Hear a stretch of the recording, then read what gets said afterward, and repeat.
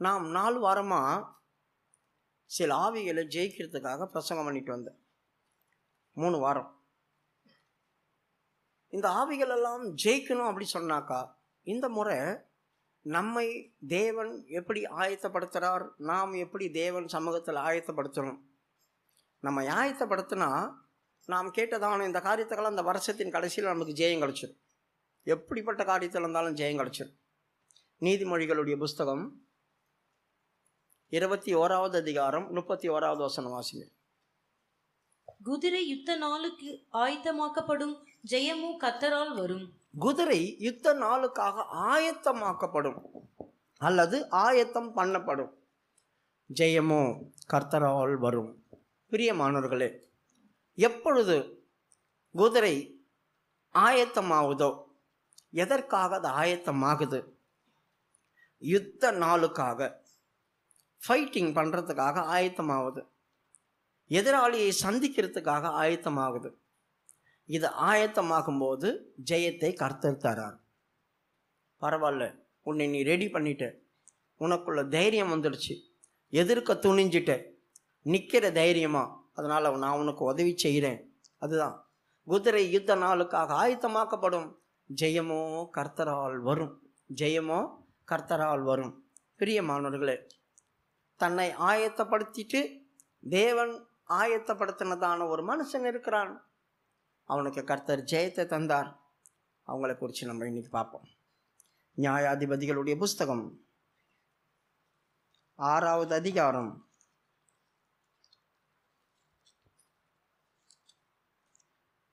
1வது வசனத்திலிருந்து வாசிங்க.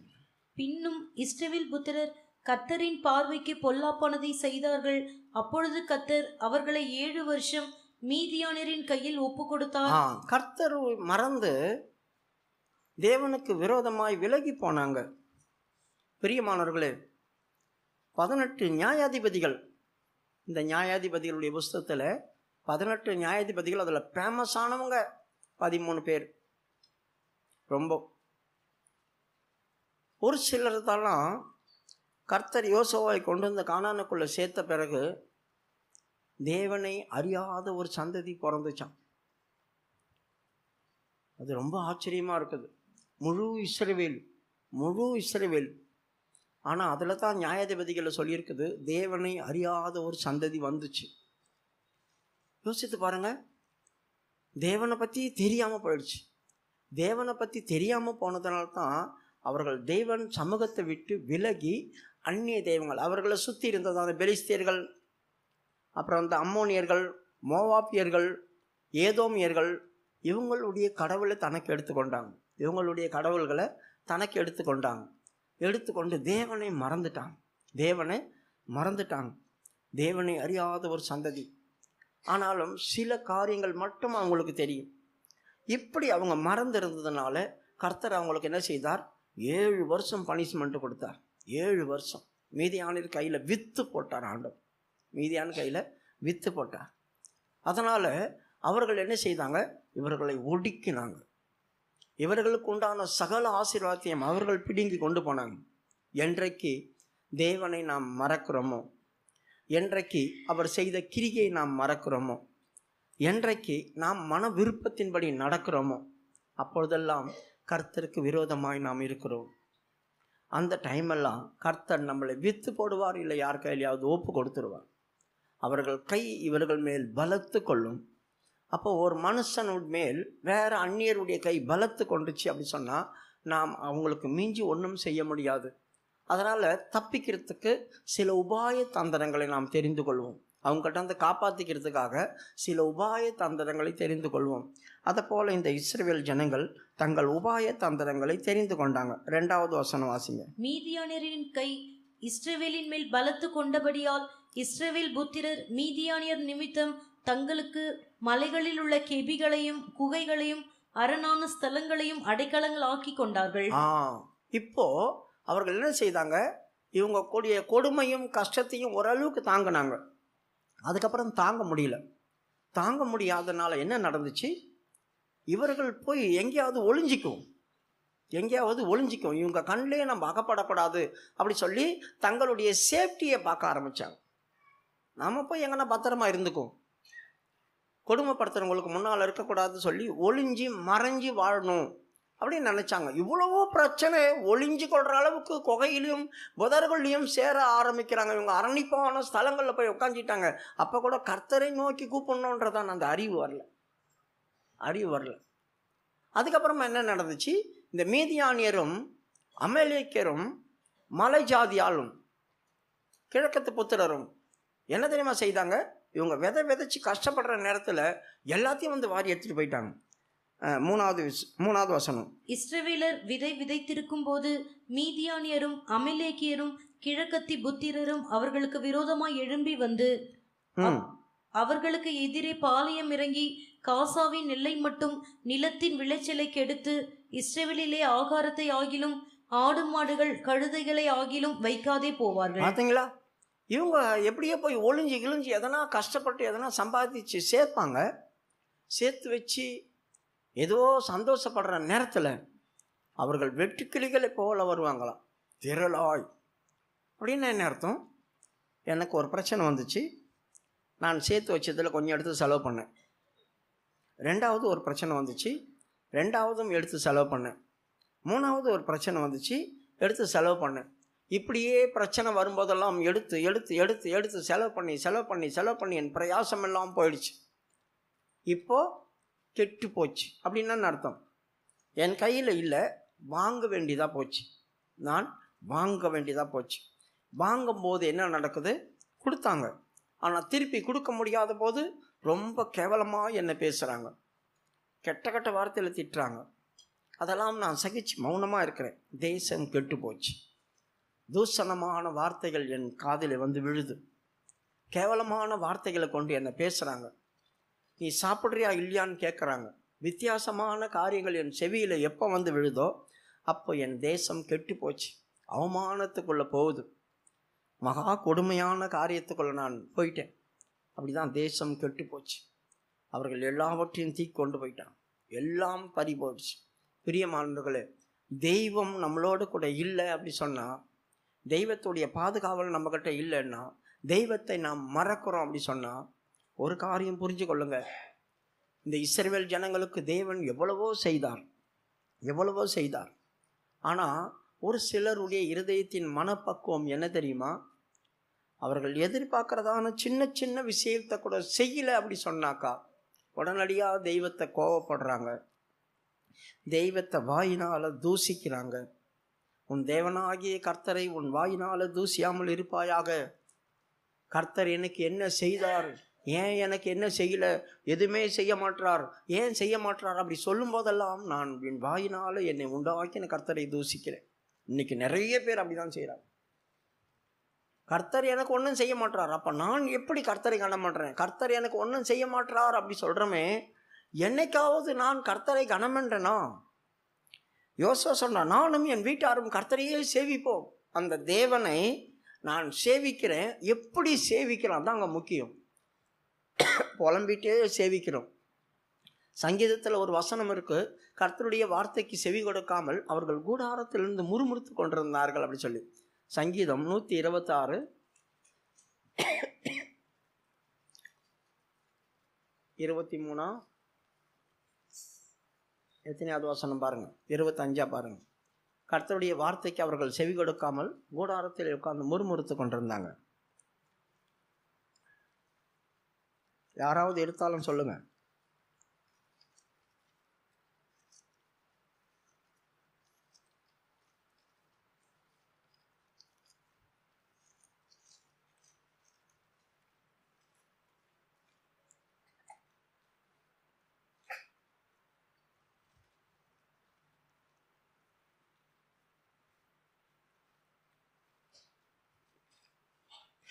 இருபத்தஞ்சாவது வசனம், கர்த்தருடைய சத்தத்துக்கு செவி கொடுக்காமல் தங்கள் கூடாரங்களை முறுமுறுத்தார்கள். 106:25. கர்த்தருடைய சத்தத்துக்கு அவர்கள் செவி கொடுக்காமல் கூடாரங்களை உட்கார்ந்து முறுமுறுத்து இருந்தாங்க. பிரியமானவர்களே, கர்த்தருடைய சத்தத்துக்கு இன்னைக்கு செவி கொடுக்கறதில்ல. அவர் சொல்லுகிறதான காரியங்களை அவர்கள் கேட்கறதில்ல. இப்படி சொல்கிறதையும் கேட்கறதில்ல, கர்த்தருடைய வார்த்தையும் அவர்கள் ஏற்றுக்கொள்றதில்ல. ஆனால் அவர்கள் என்ன செய்கிறாங்க? கூடாரத்தில் முறுமுறுக்கிறாங்க. எங்கள் தேவைகள் எங்களுக்கு சந்திக்கப்படலை, எங்களுக்கு வேண்டியதை கர்த்தர் கொடுக்கல, எங்களுக்கு அதை செய்யல ஆண்டவர், எங்களுக்கு இதை செய்யல அப்படி சொல்லி முறுமுறுத்துட்டு இருக்கிறாங்க. யோசித்து பாருங்க. நாம் அப்படி செய்தோம்னா கர்த்தரை நம் வாயினால் தூசிக்கிறோம். ஒரு ஆளை போய் திட்டிட்டு, அவருக்கு தெரிகிற மாதிரி திட்டிட்டு, ஒரு மனுஷனை கூட நம்ம பின்னால் திட்டினோம்னா அவங்களுக்கு அது கேட்காது. ஆனால் கர்த்தர் கேட்டுருவாரே, நம்ம எது பேசினாலும் கேட்டுருவாரே. என்னாகாமம் 12வது அதிகாரம் 2வது வசனம் வாசிக்கும்போது, மோசேக்கு விரோதமாக ஆரோனும் மீரியாமும் முறுமுறுத்து பேசினாங்க. கர்த்தர் அதை கேட்டார் அப்படி சொல்லியிருக்குது. யாரை பற்றியே பேசுகிறதே கர்த்தர் கேட்டுறாரே, இப்போ அவரை நம்ம தூசிக்கிறது அவர் கேட்க மாட்டாரா? என்னாகாமம் 12:2, கர்த்தர் மோசேயை கொண்டு மாத்திரம் பேசினாரோ, எங்களை கொண்டும் அவர் பேசினதில்லையோ என்றார்கள். கர்த்தர் அதை கேட்டார். பார்த்தீங்களா? கர்த்தர் மோசை கொண்டு தான் பேசினாரோ, எங்களோடு பேசவில்லையோ என்று பேசினாங்க. கர்த்தர் அதை கேட்டார். பாருங்க, மனுஷங்க பேசுகிற ஒவ்வொரு காரியமும் கர்த்தருடைய செவியில போய் விழுந்துரும். அவர் கேட்பார். அப்போ அவரை நம்ம திட்டிட்டு, எனக்கு ஏன் உதவி செய்யலை, எனக்கு ஏன் உதவி செய்யலை, எனக்கு ஏன் உதவி செய்யலை அப்படி சொல்கிறாரு. ஒவ்வொரு நாளும் தூக்கம் வராமல் எத்தனை பேர் தவிக்கிறாங்க தெரியுமா? தூக்கம் வரல, மாத்திரை போட்டால் கூட தூக்கம் வரல, மாத்திரை போட்டால் கூட தூக்கம் வராமல் தவிக்கிறாங்க. உனக்கும் எனக்கும் கர்த்தர் நித்திரையை தரார். கர்த்தருக்கு பிரியமானவர்களுக்கு நித்திரை தராருன்னு சொல்லியிருக்கு. உனக்கும் எனக்கும் தூக்கத்தை கொஞ்ச நேரமாவது, ஒரு மணி நேரமாவது உனக்கு தூங்குறதுக்கு ஆண்டவர் உதவி செய்கிறாருனாக்கா நீ பாக்கியசாலி. இன்றைக்கி உலகத்தில் எத்தனையோ பேர் தூக்கம் வராமல் கஷ்டப்படுறாங்க. எத்தனையோ பேருக்கு சாப்பாடு இருக்குது, சாப்பிட முடியாது.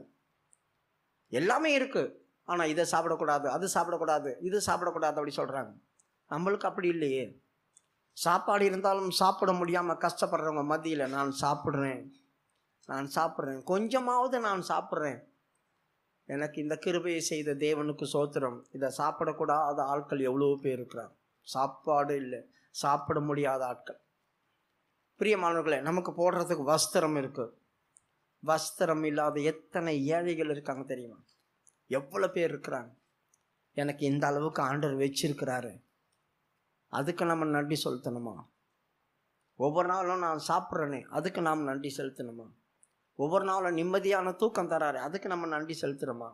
சின்ன சின்ன பிரச்சனை, சின்ன சின்ன காரியங்கள், சின்ன சின்ன விஷயங்கள், இதெல்லாம் கர்த்தர் எனக்கு செய்யலை, கர்த்தர் எனக்கு செய்யலைன்னு கர்த்தரை நாம் தூசிக்கிறோம். அவர் கேட்டுனே இருப்பார்.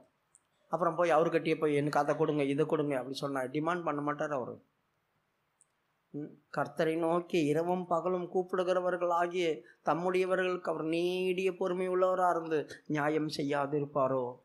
ஒரு அநீதி உள்ள நியாயாதிபதி ஒரு விதவை வந்து கேட்டுட்டே இருக்கிறா, அவருக்கு கூட அவன் பயந்து இவன் தொல்லை பண்ணுறாளே அப்படி சொல்லி நம்ம கேட்கணுமே. அவன் வந்து பயங்கரமானவன், அவங்கன்னா செய்யவே மாட்டான், அதுக்கு அவங்ககிட்ட எதுக்கு போகணும்? அவனே சொல்கிறான், இவள் வந்து என்னை அடிக்கடிக்கு அலட்டாதபடி, அடிக்கடிக்கு வந்து இவன் அலட்டாதபடி இவளுக்கு நியாயம் செய்வோம்.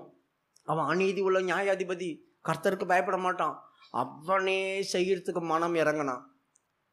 என்னை நோக்கி இரவும் பகலும் கூப்பிடுற என்னுடைய ஜனங்களுக்கு நான் நீடிய பொறுமை உள்ளவர அந்த செய்யாமல் இருப்பேனோ? எப்படி சொல்கிறார் பாருங்க.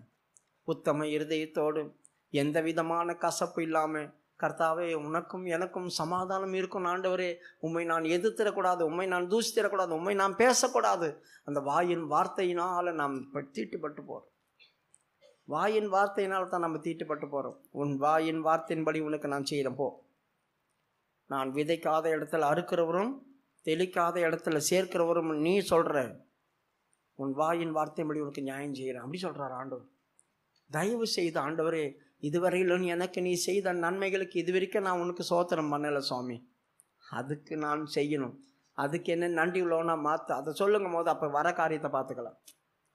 ஆகவே இந்த இஸ்ரவேல் ஜனங்கள் கர்த்தரை மறந்துட்டாங்க, தேவனை மறந்துட்டாங்க. அதனால் வர்றதெல்லாம் அந்நியர் எடுத்துகிட்டு போனான், இப்போ இவர்களுக்கு உணர்வு வருது, எங்களுக்கு ஒரு கடவுள் இருந்தார், அந்த கடவுள் எங்களுக்கு செய்ததான காரியமெல்லாம் பெருசு.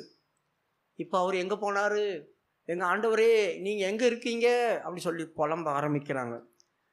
7வது வசனம். இஸ்ரவேல் புத்திரர் மீதியானியர் நிமித்தம் கர்த்தரை நோக்கி முறையிட்ட போது, இப்போதான் அவங்களுக்கு கடவுள் மேலே எண்ணம் வருது.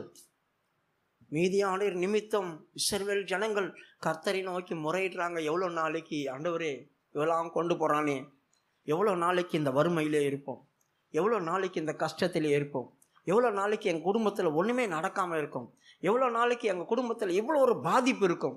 எப்போ நான் மாறுவேன், எப்போ எனக்கு தேறுதல் வரும், எப்போ என்னை நீர் ஆற்றுவீர், எப்போ என்னை தப்புவிப்பீர், என்றைக்கு என் வார்த்தைக்கெல்லாம் பதில் தருவீர், என்றைக்கு என்னோடு கூட பேசுவீர், என்றைக்கு எனக்காக இறங்கி கிரியை செய்வீர்.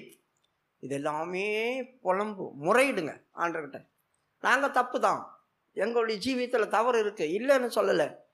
ஆனால் மன்னிச்சிருங்களேன், நாங்கள் செய்தது தப்பு, நாங்கள் பேசின தப்பு, எல்லாம் தப்பு தான்.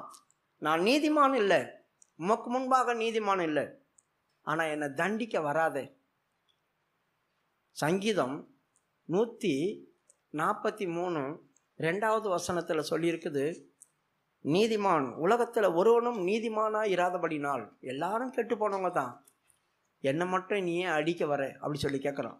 ஜீவனுள்ள ஒருவனும் உமக்கு முன்பாக நீதிமான் அல்லாததினாலே அடியேனை நியாயம் தீர்க்க பிரவேசியாதிரும். பார்த்தீங்களா? ஜீவனுள்ள ஒருவனும், இந்த உலகத்தில் பரிசுத்தவான்களாக இருந்தாலும் சரி, பரிசுத்தம் இல்லாதவர்களாக இருந்தாலும் சரி, உலகத்தாராக இருந்தாலும் சரி, தேவ மனுஷர்களாக இருந்தாலும் சரி, ஒருவனும் நீதிமான் இல்லை. எனக்குள்ளேயும் அக்கிரமம் இருக்குது, உங்களுக்குள்ளேயும் அக்கிரமம் இருக்குது. எனக்குள்ளேயும் சில பாவங்கள் இருக்குது, உங்களுக்குள்ளேயும் இருக்குது. யாரும் கர்த்தருக்கு முன்பாக நீதிமான்கள் அல்ல. ஆனால் அவன் என்ன சொல்கிறான், உலகத்தில் தான் யாரும் நீதிமான்கள் இல்லைல்ல, என்னை மட்டும் ஏன் அடிக்க வரீங்க, என்னை மட்டும் ஏன் கஷ்டப்படுத்துறீங்க, எனக்கு மட்டும் ஏன் இந்த தொல்லை கொடுக்குறீங்க, எனக்கு மட்டும் ஏன் இருக்கிறதெல்லாம் வாரிட்டு போக பண்ணுறீங்க, என்னை மட்டும் ஏன் ஆண்டவரை அடிக்கிறீங்க அப்படி சொல்லி கேட்கணும். பார்த்தீங்களா? ஏன் இந்த வார்த்தையெல்லாம் நீங்கள் ஆண்டவருக்கு முன்னால் யூஸ் பண்ணக்கூடாது? இந்த வார்த்தையெல்லாம் ஏன் நீ சத்தமாக படிக்கக்கூடாது? பேசுங்க. ஜீவனுள்ளவரில் ஒருத்தன் கூட கெட்டு நல்லவன் இல்லையா ஆண்டவரே, என்னை மட்டும் நீ நல்லவனாக இருக்க எப்படி எதிர்பார்க்குற? அவன் கேட்குற கேள்வி அதாங்க. அந்த வசனத்தை நீங்கள் படிக்கும்போது, ஜீவனுள்ள ஒருத்தன் கூட நீதிமான இல்லை, என்னை மட்டும் நீதிமானாக இருக்க நீ எப்படி விரும்புகிற? படிமா மறுபடியும். ஜீவனுள்ள ஒருவனும் உமக்கு முன்பாக நீதிமான் அல்லாததினாலே. பார்த்தீங்களா? ஜீவனுள்ள ஒருவனும் உமக்கு முன்பாக நீதிமான் அல்லாததினால. எத்தனை பரிசுத்தவான்களாக இருந்தாலும் சரி இந்த லிஸ்ட்டுக்குள்ளே வருவாங்க. அவங்க எதையாகிலும் ஒரு தவறு அவங்க வாழ்க்கையில் இருக்கும், எதையாகிலும் ஒரு காரியத்தை அவங்க செய்துட்டு இருப்பாங்க, ஏதோ ஒரு காரியத்தில் அவங்க அகப்பட்டிருப்பாங்க. எல்லாத்திலையும் பர்ஃபெக்டாக இருக்கிறேன் அப்படி சொல்ல முடியாது, யாருமே சொல்ல முடியாது. கர்த்தருக்கு முன்பாக நான் சுத்தமாக இருக்கிறேன், நான் பரிசுத்தவான் என்று சொல்ல முடியாது, யாருமே சொல்ல முடியாது. ஏசாயாவுடைய புஸ்தகத்தும் ஒரு வசனம் இருக்குது, 65 62 52 15வது வசனத்தில், நான் பரிசுத்தர், என் பக்கத்தில் நீ வந்துடாத அப்படின்னு யாராவது சொன்னாங்கன்னா அவர்கள் அக்கினி சோலையில் கொதிச்சுக்கிட்டு இருப்பாங்களாம். ஏசாயாவுடைய புஸ்தகம்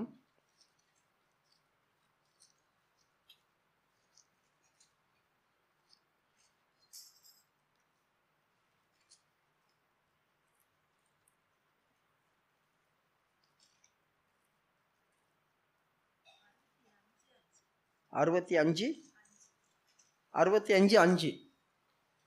நீ உன் மட்டிலிரு, என் சமீபத்தில் வராதே, உன்னை பார்க்கிலும் நான் பரிசுத்தன் என்று சொல்லுகிறார்கள். இவர்கள் என் கோபத்தால் ஆகிய புகையும் நாள் முழுதும் எரிகிற அக்கினியுமாய் இருப்பார்கள். யாராவது நான் மகா பரிசுத்தவான், நீ இம்மட்டேரு, என் பக்கம் வந்துடாத, நீ சரியில்லை அப்படின்னு யாராவது சொல்லிட்டாங்க அப்படி சொன்னா, யார் தன்னை பரிசுத்தவானாக எண்ணினானோ அவன் எப்படிப்பட்ட புகையில் இருக்கானா? படிமா. இவர்கள் என் கோபத்தால் ஆகிய புகையும் நாள் முழுதும் எரிகிற அக்கினியுமாய் இருப்பார்கள். என் கோபத்திலான புகையும் நாள் முழுவதும் எரிகிற அக்கினியா இருப்பாங்க. அப்படின்னா உலகத்துல யார் நல்லவன்? உலகத்துல யார் பரிசுத்தவான்? உலகத்துல யாருங்க நீதிமான்? யாரும் இல்லை.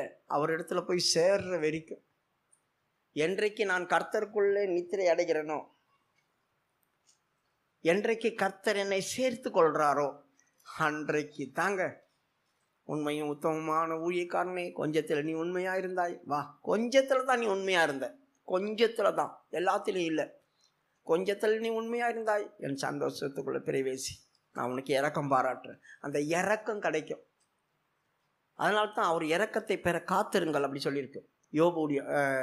யூதாவுடைய புஸ்தகம், அவர் வெளிப்படும் போது அவர் இரக்கத்தை பெற காத்திருங்கள். ஒரே ஒரு அதிகாரம் தான் இருக்கு யூதால, 21வது வசனம். தேவனுடைய அன்பிலே உங்களை காத்துக்கொண்டு நித்திய ஜீவனுக்கு ஏதுவாக நம்முடைய கர்த்தராகிய இயேசு கிறிஸ்துவினுடைய இரக்கத்தை பெற காத்திருங்கள். யூதா 21வது வசனம். அவருடைய இரக்கத்தை பெற காத்திரு. கர்த்தருடைய வருகைக்குள்ள போனால் நான் பர்ஃபெக்டாக இருந்தால் தான் போவேன் இல்லை, அவர் இரக்கம் இருந்தா, நான் கொஞ்சத்தில் உண்மையாக இருந்தா அவர் சொல்லுவார், வா உன்னை நான் அநேகத்தில் அதிகாரி ஆக்கிறேன்.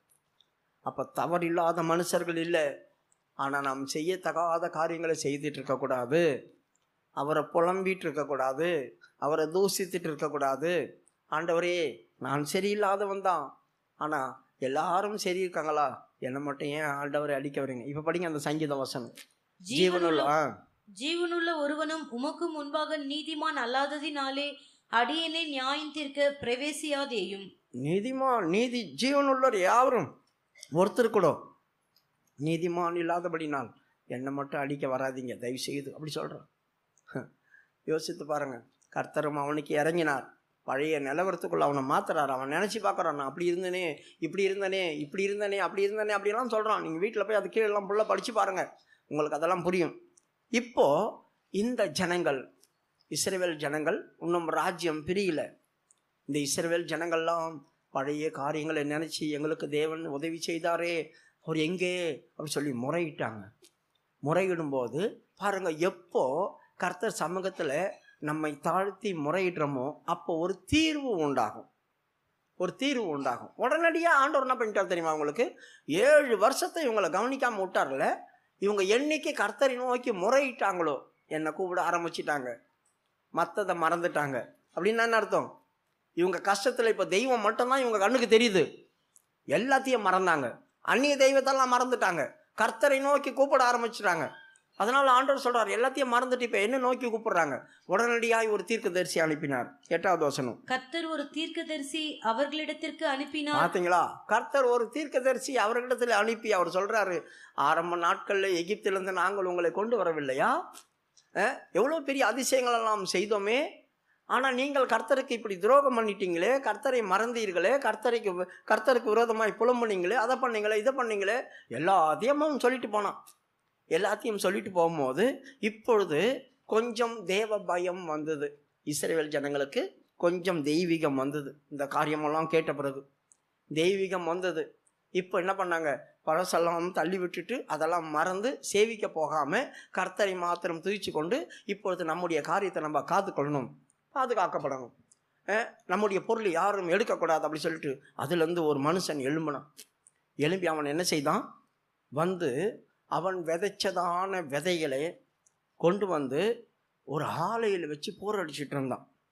ஒரு ஆலையில் வச்சு 11வது வசனம். அதற்கு பின்பு கர்த்தருடைய தூதனானவர் வந்து அபியேசிரனான யோவாசின் ஊராகிய ஒப்ராவில் இருக்கும் ஒரு கர்வாலி. போதும். இந்த இடத்துல அதற்கு பின்பு அப்படி சொன்னாங்களே, எதற்கு பின்பு? இப்போ தீர்க்கதரிசி வந்து சொல்லிட்டு போயிட்டான். அவன் ஒரு மனுஷன், ஒரு தீர்க்கதரிசி வந்து சொல்லிட்டு போயிட்டான். இப்போ இவங்க தங்களை சேஞ்ச் பண்ணுறாங்க கொஞ்சம் கொஞ்சமாக. பிரியமானவர்களே, எப்பொழுது கர்த்தருடைய வார்த்தை உங்களை நோக்கி வரும்போது உங்களை அந்த வார்த்தைக்கு ஏற்றது போல் உங்களை சேஞ்ச் பண்ணுறீங்களோ அது முதல் கொண்டு தேவர்கள் வந்து உங்களுக்கு உதவி செய்வாங்க. இப்போ தீர்க்கதரிசி வந்து சொல்லிட்டு போயிட்டான். இப்போ கடவுள் அவங்களுக்கு இறங்குறாரு உதவி செய்ய. இப்போ ஒரு தேவதூதன் வரான். தேவதூதர் வரும்போது என்ன அங்கே போட்டிருக்குது? அபியாசர். படிமா. அதற்கு பின்பு கர்த்தருடைய தூதனானவர் வந்து அபியேசர் அப்படி சொன்னா என்ன அர்த்தம்? கர்த்தர் எனக்கு உதவி, கர்த்தருடைய உதவிக்கரம் எனக்காக வருது. எப்போ வருது?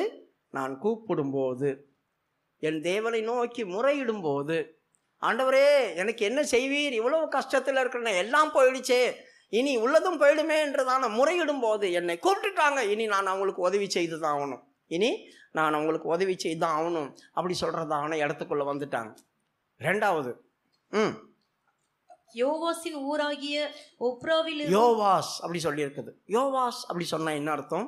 கர்த்தர் என்னை தாங்குகிறார், இனி நான் உன்னை தாங்குறேன், நான் உனக்கு உதவி செய்கிறேன், நான் உன்னை தாங்குறேன்.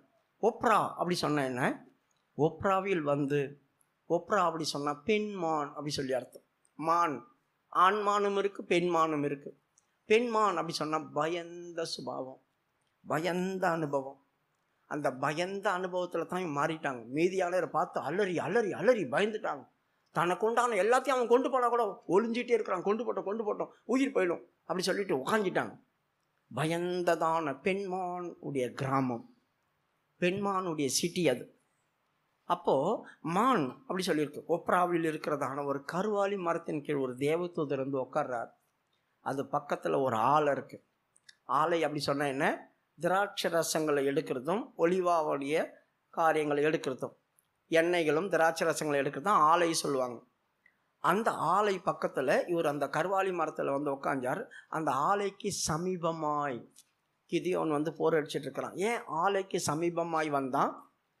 ஆலை அப்படி சொன்னாக்கா அவங்களுக்கு எப்போ திராட்சை பழங்களை எடுத்து ரசத்தை உண்டாக்குவாங்க, திராட்சை ரசத்தை எப்பொழுது அந்த ஒலிவா பழங்களை எடுத்து அந்த எண்ணெயை உண்டாக்குவாங்கன்னு மீதியானியர்களுக்கும் தெரியும். இப்போ அவங்க அறுவடை அறுத்துட்டு இருக்கிற நேரம். இப்போ அவங்களுக்கு திராட்சை பழமோ ஒலிவா பழமோ கிடைக்காது. அந்த நேரத்தில் ஆலையில் ஒன்றும் இருக்காது. அதனால் அவங்க வந்து ஆலைக்கு வரமாட்டாங்க. அவங்க எங்கே வருவாங்க? அறுவடை அறுத்து எங்கே வச்சுருப்பாங்கன்னா களத்தில் தான் வச்சுருப்பாங்க. அந்த களத்தில் தான் போர் அடிப்பாங்க. அதனால் அங்கே வந்து வாரி எடுத்துன்னு போயிடுவாங்க. அறுக்கிற வரைக்கும் கம்முன்னு இருப்பாங்க. அறுத்து முடிச்சு கொண்டு வந்து சேர்த்து வைப்பாங்களே, வந்து தூக்கிட்டு போயிடுவாங்க. இதுதான் அவங்க செய்வாங்க. இப்போ அவன் என்ன செய்தான்? களத்தில் இருந்து அவங்க வந்து எடுத்துருவாங்கன்னு சொல்லிட்டு ஆலைக்கு சமீபமாய் வந்தான். ஆலையில் அங்கே எண்ணெயும் கிடையாது, திராட்சை ரசம் கிடையாது. அங்கே போய் ஏமா இருப்பான்? அங்கே ஒன்றும் இருக்காது, இங்கே தான் இருக்கும்னு சொல்லி அங்கே வந்து போவாங்கன்னு தனக்குரிய பொருளை காப்பாற்றுறதுக்காக பண்ணுற பிரயாசம் அது. பிரியமானவர்களே, உங்களுக்கு கிடைச்சதான எந்த ஒரு காரியமாக இருந்தாலும், பொருளோ பணமோ வீடோ நிலமோ எதுவாக இருக்கட்டும், அதை காப்பாற்றுறதுக்கு நீ பிரயாசப்படு. அந்த பிரயாசத்தை கர்த்தர் பார்ப்பார். அப்போ உங்கள்கிட்ட பேசுவார். இப்போ இவன் பிரயாசப்படும் போது ஒரு தேவதூதன் வந்து கர்வாலி மரத்துக்கு கீழே உட்காந்துட்டு சொல்கிறாரு, பராக்கிரமசாலியே, கர்த்தர் உன்னோட கூட இருக்கிறார் அப்படி சொல்கிறாரு. எப்போ இவன் தன்னுடைய பொருளை அந்நியர் எடுக்கக்கூடாதுன்ற வைராக்கியம் அந்த பேருக்கு தான். தன்னுடைய சுகத்தையோ தன்னுடைய நன்மையோ எதுவும் அந்நியர் கொண்டு போகக்கூடாதுன்ற வைராக்கியம் வரும்போது அதை ஒழிச்சு அதை காப்பாற்றணும்னு நினைக்கும் போது கர்த்தர் வந்து உட்காந்து சொல்கிறாரு, பராக்கிரமசாலியே, கர்த்தர் உன்னோடு கூட இருக்கிறார். கிதியோன் என்று சொன்ன என்ன? யுத்த வீரன், வெட்டுவேன் வீழ்த்துவேன், அப்படிதான் அவன் பேர். வெட்டுவேன் வீழ்த்துவேன், தள்ளி போடுவேன். பிரியமானவர்களே, இப்போ ஆண்டவர்கிட்ட அவன் சொல்கிறான், என் ஆண்டவனே, என்னங்க கர்த்தர் உங்க கூட இருக்கிறாருன்னு. கர்த்தர் எங்க கூட இருந்தாக்கா நாங்கள் ஏங்க இவ்வளோ கஷ்டப்படுறோம்? இவ்வளோ கஷ்டம் எங்களுக்கு எங்கிருந்து வந்துச்சு சொல்கிறான். கீழே படிமா. கர்த்தருடைய தூதனானவர் இல்ல 13. அப்பொழுது கிதியோன் அவரை நோக்கி, என் ஆண்டவனே, கர்த்தர் எங்களோடு இருந்தால் இவையெல்லாம் எங்களுக்கு நேரிடுவானேன்? கர்த்தர் எங்களை எகிப்திலிருந்து கொண்டு வரவில்லையா என்று எங்கள் பிதாக்கள் எங்களுக்கு விவரித்து சொன்ன அவருடைய அற்புதங்கள் எல்லாம் எங்கே? இப்பொழுது கர்த்தர் எங்களை கைவிட்டு மீதியானியர் கையில் எங்களை ஒப்பு கொடுத்தாரு என்றான். இவன் சொல்ற வார்த்தைகளை கவனிச்சிங்களா? நாங்க தப்பு செய்தோம், அதனால கர்த்தர் எங்களை கைவிட்டுட்டார். நாங்க தவறுல விழுந்துட்டோம், நாங்கள் எங்கள் தேவனை மறந்து அந்நியர்கிட்ட போயிட்டோம், அந்நிய காரியங்களில் ஈடுபட்டுட்டோம், எங்களுக்கு பிரியமான காரியத்தை நாங்கள் செய்துட்டு இருந்தோம், அதனால இவ்வளோ கஷ்டப்படுறோம். கர்த்தர் இப்பயாவது இறங்குனீரே அப்படி சொல்லியிருக்கணும்ல. ஆனால் இவன் என்ன சொல்கிறான்? எங்கே இருக்கிறார் கர்த்தர்? இப்போ வந்துட்டீங்க பெரிய இதாட்டம் சொல்கிறதுக்கு. எங்கள் கூட கர்த்தர் இருந்தால் இப்படியெல்லாம் எங்களுக்கு நடக்குமா? இவ்வளோ பெரிய பிரச்சனை வந்திருக்குமா? அவன் எல்லாத்தையும் அவன் தூக்கிட்டு போயிட்டு இருக்கிறான். எங்கள் பிதாக்கள்லாம் சொல்லியிருக்காங்க, எங்களை அப்படி நடத்தினார், எங்கள் தேவன் இப்படி நடத்தினார், கடலை பிரித்தார், யோர்தானை பிரித்தார், அதை பிரித்தார், இதை பிரித்தார் சொன்னாங்க. இப்போ அவருடைய அற்புதமெல்லாம் எங்கங்க? கர்த்தர் உங்கள் கூட இருக்கிறாருன்னு வந்துட்டீங்க அப்படி சொல்கிறான். எப்படி இருக்கும்? நம்மளுக்குடைய நிலவரம் என்ன தெரியுமாங்க? ஆண்டவரே நம்மளுக்கு உதவி செய்யணும்னு வந்தால் கூட நம்ம தவறை நம்ம ஒத்துக்க மாட்டோம். நம்மளுக்குள்ளே இருக்கிறதான வீக்னஸ் காரியங்களோ எதுவுமே, நான் தானே சரியில்லை ஆண்டவரே, இவ்வளோ சரியில்லாத போது கூட நான் உம்மை நோக்கி கூப்பிடும்போது இறங்குனீரே, எனக்கு உதவிக்கு வந்திருக்கிறீரே, என்னை தாங்கிறதுக்காக வந்திருக்கிறீரே. நான் ஒரு பெண்மார் ஒன்றும் செய்ய முடியாது, கொம்பு கூட கிடையாது மூட்டுறதுக்கு. ஆண்மானா இருந்தால் கூட மூட்டுறதுக்கு கொம்பு இருக்கும், இதுக்கு கொம்பு கூட கிடையாது மூட்டுறதுக்கு. ஒரு கொம்பு கூட இல்லாமல் யுத்தத்துக்கு கூட நான் தகுதி இல்லாதவனாக இருக்கிறேனே, எதையும் எதிர்த்து நிற்க தகுதி இல்லாத இருக்கிறேனே. ஆண்டவரே, என்னை இப்போ வந்து உதவி செய்ய வந்திருக்கேன், சோத்திரம் தானே பண்ணியிருக்கணும். ஆனால் இவன் என்ன சொல்கிறேன் பாருங்க, எங்கெங்க போனாரு கடவுள், அப்படி சொன்னாங்க இப்படி சொன்னாங்க, ஆஹா நாங்கள் ஓஹோ நாங்கள் ஒன்றும் காணும், எங்களுது எல்லாம் போயிடுச்சு, இப்போ வந்து கர்த்தர் உங்க கூட இருக்கிறாரு சொல்கிறீங்க, வேலையை பாருங்க அப்படி சொல்கிறேன். அப்போ ஆண்டவர் அவனுக்கு என்ன சொல்கிறாரு? கீழே படிமா. அப்பொழுது கர்த்தர் அவனை நோக்கி பார்த்து, உனக்கு இருக்கிற இந்த பலத்தோடே போ. கர்த்தர் அவனை நோக்கி பார்த்தார் அப்படி சொல்லியிருக்கு. எதுக்கு நோக்கி பார்த்தார்? டேய், நான் உனக்கு உதவி செய்ய வந்திருக்கிறேன்டா, நீ என்னைய திட்டுற, எப்படி இருக்கும்? அவனை நோக்கி பார்க்குறாரு. என்ன பேசுகிறான் அவன்? அவன் பேசுறது அவனுக்கே தெரியல, தன்னை மறந்துட்டான். பிரச்சனைன்னு இருக்கும்போது நம்ம என்ன பேசுறோன்னு தெரியாமல் பேசிட்டு இருப்போம் தெரியுமா? கோபத்தில், ஆதங்கத்தில், வெறுப்பில், எரிச்சலில், இதில் நமக்கு என்ன பேசுகிறோன்னு தெரியாமல் உதவி நமக்கு செய்ய வந்தவங்கள கூட இருப்போம். அப்படிதான் இவர் பார்த்துட்டே இருக்கணும், உனக்கு உதவி பண்ண தானே வந்தோம், இவன் நம்ம இப்படி இருக்கலாம். அப்புறம் சொல்கிறார், டேய் தம்பி, உனக்கு இருக்கும் இந்த பெல்லத்தோட போ தம்பி, உன்னை அனுப்புகிறது நான் அல்லவா, நான் தேவன். என்ன சொல்கிறான்? போனா நான் சாவுறதுக்கா? அப்படி கேட்குறான். போனா நான் சாவுறதுக்கா? நீ இருக்கிறேன்னு சொல்லிட்டு போயிடுவேன், நான் போய் சாவணுமா? ஆண்டவர் சொல்கிறாரு, ஒரே மனுஷனை முறியடிக்கிறது போல இந்த மீதி ஆண்டரை நீ முறியடிப்பாய், நான் உன் கையில் அவங்கள ஒப்பு கொடுக்குறேன்னு சொல்கிறாரு. அதற்கு கர்த்தர், நான் உன்னுடைய கூட இருப்பேன், ஒரே மனுஷனை முறியடிப்பது போல நீ மீதியானரை முறியடிப்பாய் என்றார். பார்த்தீங்களா? ஒரே மனுஷனை முறியடிக்கிறது போல நீ அவங்கள முறியடிச்சிருவேன். அந்த அளவுக்கு உனக்கு பலன் இருக்கு, வைராக்கியம் இருக்கு. அதெல்லாம் நான் உன்னை பார்த்தேன், உனக்குள்ள நான் பார்த்ததால தான் நான் உங்கள்கிட்ட வந்தேன் அப்படி சொல்றான். இப்போ இவர் கொஞ்சம், நான் ஜெயிச்சிடுவேன்னா என்னால் முடியுமா? நானே ஒரு பயந்து சுபாவமாச்சே, நான் பயந்து தானே அந்த களத்தில் இல்லாமல் ஆலையில் போர் அடிச்சிருக்கிறேன். என்னை இப்போ பராக்கிரமசாலின்றீங்க, தட்டா புட்டான்றீங்க, நான் போய் அவங்களெல்லாம் அடித்து நாசம் பண்ணுறேன்னு சொல்கிறீங்க, என்னென்னமோ சொல்கிறீங்களே, எனக்கு ஒன்றுமே புரியலையே. என்னங்க, நான் உண்மையாக பண்ண முடியுமா? பண்ணுவேன், உன்னை அனுப்புறது நான் தானே, போயா, உனக்கு இருக்க இந்த பலத்தோடு போ, அவங்களெல்லாம் காலி பண்ண போகிறோன்னு. இப்போ திருப்தி ஆயிடுச்சு. இப்போ என்ன பண்ணார்? இப்போ கடவுள் இவருக்கு நன்மை செய்திருக்கார் இல்லையா? நன்மை செய்யும் போது இவர் தங்களை சரிப்படுத்தணும். இப்போ அதனால், ஐயா, நீங்கள் உண்மையாகவே எனக்கு உதவி செய்கிற ஆளாக இருந்தா, என்னை தாங்க போகிற ஆளாக இருந்தா, நான் இப்போ அது கொண்டு வர்றதெல்லாம் நீங்கள் அங்கீகரிக்கிறதுக்காக இங்கே இருங்க, அப்போ தான் நான் நம்புவேன் அப்படி சொல்கிறேன். இப்போ சரி, ஆண்டவர் சொன்னார், நீ வர வரைக்கும் நான் இங்கே இருக்கிறேன். இவன் போய் தன்னை எப்படி ஆயத்த பண்ணான்னு நான் உங்களுக்கு சொல்கிறேன். இப்போ உடனடியாக அவன் என்ன பண்ணான்? 19வது வசனம். உடனே கிதியோன் உள்ளே போய் அப்படி சொல்லியிருக்கு. பிரியமானவர்களே, உடனே கிதியோன் உள்ளே போய் அப்படி சொன்ன என்ன அர்த்தம்? தன்னை ஆராய்ந்து பார்க்கிற ஒரு அனுபவம் அது. நான் யார், நான் எப்படிப்பட்டவங்க, நான் இவ்வளோ நாள் என்ன பண்ணிட்டு இருந்தேன், எப்படி இருந்தேன், அந்த நிலவரத்தெல்லாம் மாற்றி கர்த்தர் கையில் தன்னை ஒப்பு கொடுக்கறதான காரியம்தான். உடனே கிதியோன் உள்ளே போய் ஒரு வெள்ளாட்டு குட்டியை அவன் எடுத்தான். எதுக்கு வெள்ளாட்டு குட்டி எடுத்தான்? செம்மறி ஆடுகள் அப்படி சொன்னா என்ன தெரியுமா அர்த்தம்? செவி கொடுக்கறதான அனுபவம். செம்மறி ஆடு மேய்க்கிறவனையும் வெள்ளாடு மேய்க்கிறவனையும் பாருங்க. செம்மறி ஆடு மேய்க்கிறவன் ஆடுகள் முன்னால போவோம், ஆடுகள் முன்னால அவன் போவான். செம்மறி ஆடுகளுக்கு மேய்க்கிறவன் ஆடுகளுக்கு முன்னால் அவன் போவான், அவன் பின்னால் செம்மறி ஆடாக போயிட்டே இருக்கும். அதான் நிறைய பேர் சொல்கிற மாதிரி செம்மறி ஆடு மாதிரி போயிட்டு இருக்கிறானுங்க பாரு அப்படி சொல்லிட்டு. இப்போ செம்மறி ஆடு மேய்ப்பனுக்கு பின்னால் போகும். ஆனால் வெள்ளாடு மேய்க்கிறவன் ஆடுகளை முன்னால் விட்டு இவன் பின்னால் இருப்பான். காரணம் என்ன? அதுங்க கீழ்ப்படியாது. இங்கே கொஞ்சம் போய் நமக்குன்னு கடிக்கும், இங்கே ஒரு அடி அடிச்ச மணி அங்கே பார்க்கும், அங்கே போய் கொஞ்சம் கடிக்கும், அங்கே அடிப்பாங்க, போ அப்படி போ, அதட்டிக்கிட்டே இருக்க வேண்டியதாக இருக்கும். செம்மறி ஆடை அது அப்படி செய்ய வேண்டிய அவசியமே இல்லை. என் ஆடுகள் என் சத்தத்துக்கு செவி கொடுக்கும் அப்படி சொல்லியிருக்காங்க. நான் அவைகளை அறிந்திருக்கிறேன், அவைகள் என் பின்னால் வரும் அப்படி சொல்லியிருக்கார். அப்போ ஆண்டவர் முன்னால் போகிறார், அவைகள் பின்னால் வருது. ஆனால் வெள்ளாடு அப்படி கிடையாது. அதை அதட்டி வேதனைப்பட்டு மேய்க்கிறது கஷ்டம். அதனால் தேவன் என் நிமித்தம் கஷ்டப்பட்டார். அவர் எங்களை பின்னாலேருந்து முன்னால் ஓட்ட ஆரம்பித்தார். ஏன்னா இவங்க எகிப்திலேருந்து வரும்போதே அப்படி தான் முன்னால் போயிருந்த தேவதூதன் என்ன பண்ணார்? இவங்க பண்ணுற அநியாயத்துக்கு பின்னால் போயிட்டார். யாத்திராகமம் 14வது அதிகாரம்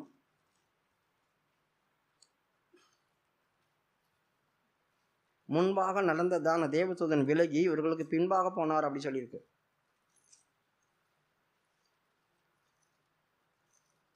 19வது வசனம். அப்பொழுது இஸ்ரவேலின் சேனைக்கு முன்பாக நடந்த தேவ தூதனானவர் விலகி அவர்களுக்கு பின்னாக நடந்தார். பாத்தீங்களா? முன்னாக நடந்ததான தேவதூதர் என்ன பண்ணிட்டாரு? இனி முன்னால போகும்போது இவங்க செம்மறி ஆடு மாதிரி இல்லை, அதனால வேற வேலைகளை இவங்க பின்னால போயிடும். பின்னால போனார். ஏன்னா இவங்க திரும்பி திரும்பி திரும்பி திரும்பி பார்த்துட்டு வராங்க.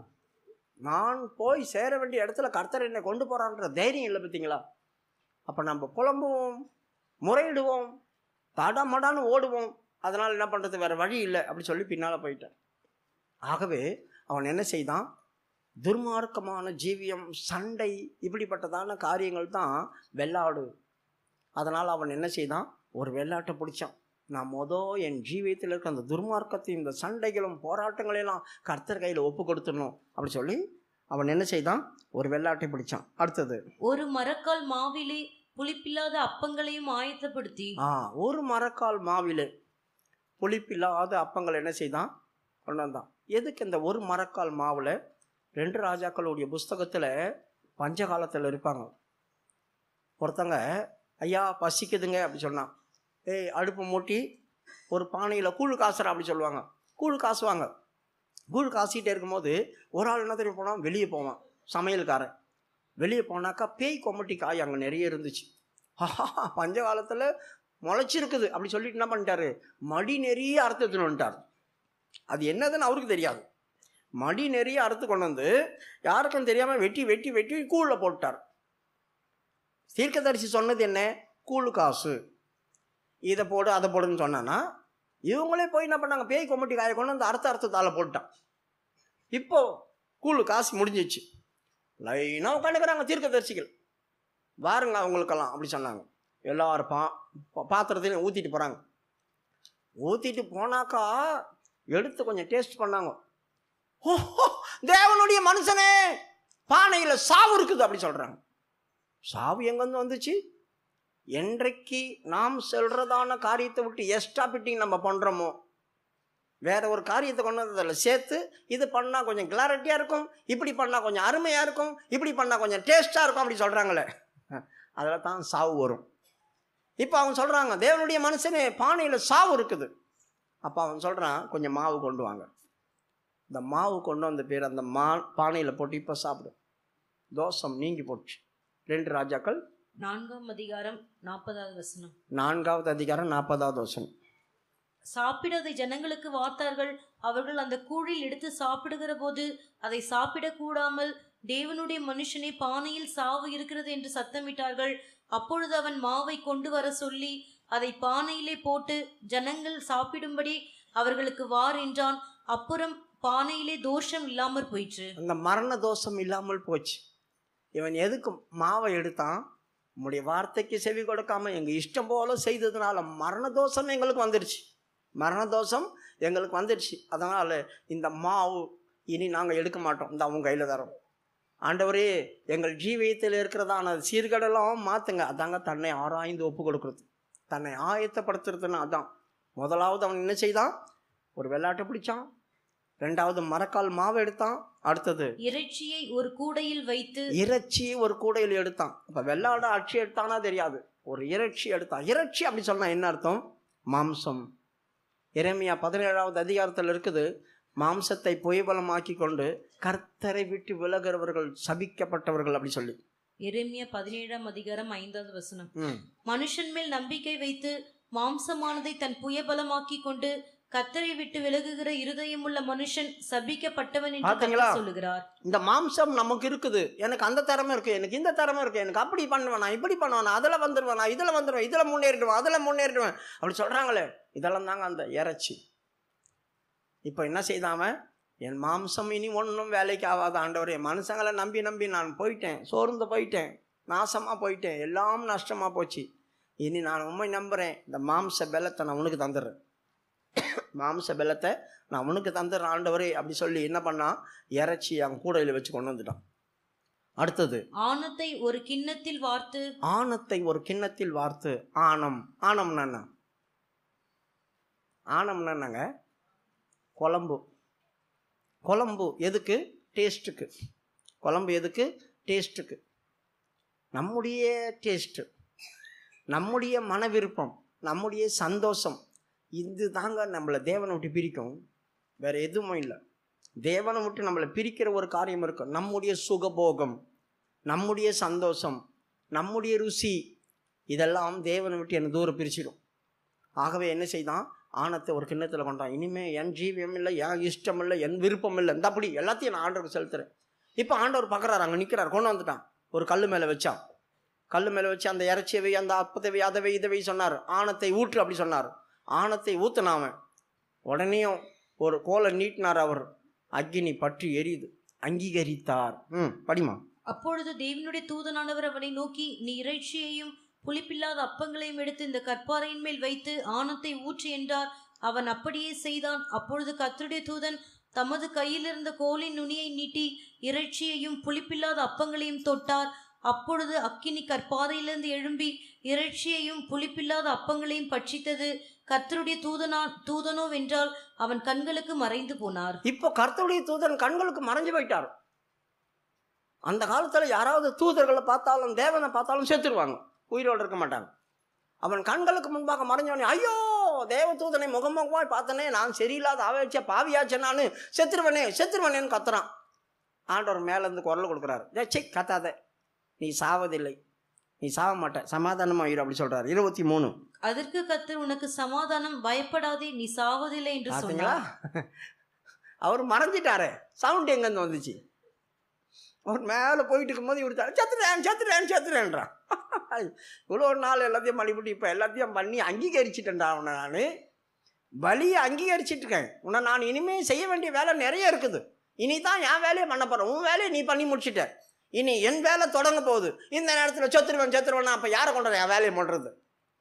அதனால் நீ சாவ மாட்ட, கத்தாத, அமைதியாரு, உனக்கு சமாதானம், பயப்படாத அப்படி சொல்கிறார். நாம் பயந்தோம் அப்படி சொன்னால் கர்த்தருடைய காரியத்தை செய்ய முடியாது. இப்போ நீ சாவதில்லை சொன்னார். உடனே என்ன பண்ணாவன்? அங்கே ஒரு பலிபீடத்தை கட்டி அவன் சொல்லிட்டான், சாலோம் பேர் வச்சான், யெகோவா ஷாலோம் அப்படி சொல்லி.